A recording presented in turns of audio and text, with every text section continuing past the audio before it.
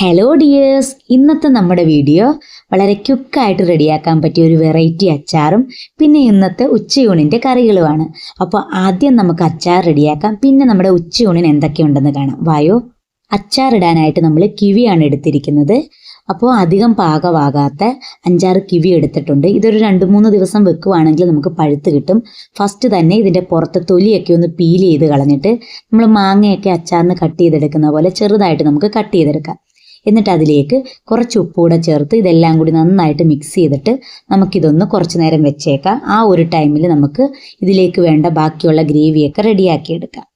അച്ചാർ റെഡിയാക്കാനുള്ള പാത്രം വെച്ച് കൊടുത്ത് അത് ചൂടായി കഴിഞ്ഞപ്പോൾ അതിലേക്ക് എണ്ണ ഒഴിച്ചു കൊടുത്തിട്ടുണ്ട്. അപ്പോൾ എണ്ണ ചൂടായതിന് ശേഷം അതിലേക്ക് കുറച്ച് ഉലുവായും കുറച്ച് കടുവും കൂടി ഇട്ട് കൊടുക്കുന്നുണ്ട്. എന്നിട്ട് ഇതൊക്കെ നന്നായിട്ടൊന്ന് പൊട്ടി വരട്ടെ. ഉലുവായും കടുവൊക്കെ പൊട്ടി വന്നപ്പോഴത്തേക്ക് നമ്മളിതിലേക്ക് വെളുത്തുള്ളി ചേർത്ത് കൊടുക്കുന്നുണ്ട്. ഞാനൊരു അത്യാവശ്യം വലിയ ഉണ്ട വെളുത്തുള്ളി പൊളിച്ചിട്ടൊന്ന് മുറിച്ച് ചേർത്ത് കൊടുത്തിട്ടുണ്ട്. പിന്നെ ഒരു ചെറിയ പീസ് ഇഞ്ചി നമ്മൾ ചെറുതായിട്ട് കൊത്തി അരിഞ്ഞതും എരിവിനാവശ്യമുള്ള പച്ചമുളകും കൂടെ ഇതുപോലെ ചെറുതായിട്ട് അരിഞ്ഞ് പിന്നെ കുറച്ച് കറിവേപ്പിലയും ആവശ്യത്തിനുള്ള ഉപ്പൂടെ ചേർത്ത് കൊടുക്കുന്നുണ്ട്. എന്നിട്ട് ഇതെല്ലാം കൂടി നന്നായിട്ടൊന്ന് വഴറ്റിയെടുക്കാം. ഇപ്പം നമ്മുടെ വെളുത്തുള്ളിയും ഇഞ്ചിയൊക്കെ നന്നായിട്ട് മൂത്ത് കിട്ടിയിട്ടുണ്ട്. ഇതിലേക്ക് 1/4 സ്പൂൺ മഞ്ഞൾപ്പൊടി, 1.5 സ്പൂൺ മുളക് പൊടി നമ്മൾ ചേർത്ത് കൊടുത്തിട്ടുണ്ട്. അപ്പോൾ എരിവ് കൂടുതലുള്ള മുളക് പൊടിയാണെങ്കിൽ നമ്മൾ 1/2 സ്പൂണോ അല്ലെ 1 സ്പൂണോ എരിവിനനുസരിച്ചുള്ള മുളക് പൊടി ചേർത്ത് കൊടുത്തിട്ട് കളറിന് വേണ്ടി കുറച്ച് കാശ്മീരി മുളക് പൊടി ചേർത്ത് കൊടുത്താൽ മതി. ഇപ്പം നമ്മൾ ചേർത്ത മുളക് പൊടിക്ക് അധികം എരിവില്ലാത്തത് കൊണ്ട് 1.5 സ്പൂൺ മുളക് പൊടി ചേർത്ത് കൊടുക്കുന്നുണ്ട്. എന്നിട്ട് ഇതിൻ്റെ പച്ചമണമൊക്കെ മാറുന്നത് വരെ നന്നായിട്ടൊന്ന് ഇളക്കി കൊടുക്കുക. അപ്പോൾ ഇതൊക്കെ ഒന്ന് നന്നായിട്ട് മൂത്ത് വരുമ്പോഴത്തേക്ക് നമ്മളിതിലേക്ക് കായപ്പൊടി ചേർത്ത് കൊടുക്കുന്നുണ്ട്.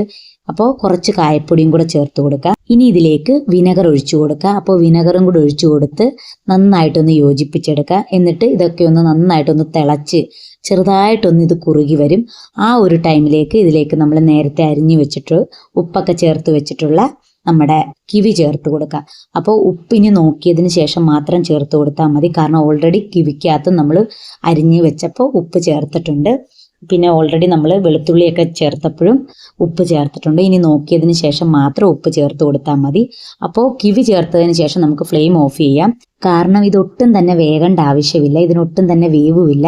അപ്പോൾ നമ്മൾ ഫ്ലെയിം ഓഫ് ആക്കിയതിന് ശേഷം ഇതിട്ട് കൊടുത്താലും മതി. അല്ലെങ്കിൽ ഇതിട്ട് കൊടുത്ത ഉടനെ തന്നെ ഫ്ലെയിം ഓഫ് ചെയ്തിട്ട് ആ ഒരു ചെറിയ ചൂടിലൊന്ന് യോജിപ്പിച്ചെടുക്കുക. പിന്നെ കവർ ചെയ്ത് വെക്കരുത്, കാരണം ഇരുന്നങ്ങ് വെന്ത് പോകും. നമ്മൾ തുറന്ന് വെച്ച് നന്നായിട്ട് ഇളക്കി യോജിപ്പിച്ചങ്ങ് എടുത്താൽ മതി.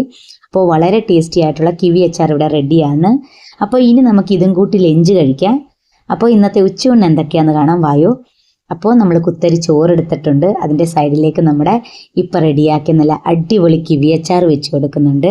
പിന്നെ സൈഡിലേക്ക് നമ്മളൊരു മെഴുക്ക് വരട്ടി വെച്ച് കൊടുക്കുന്നുണ്ട്.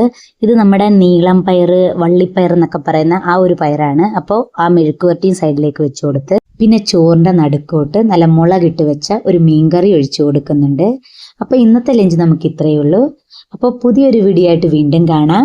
വീഡിയോ ഇഷ്ടമായെങ്കിൽ please like and subscribe. Tata, bye bye, thank you.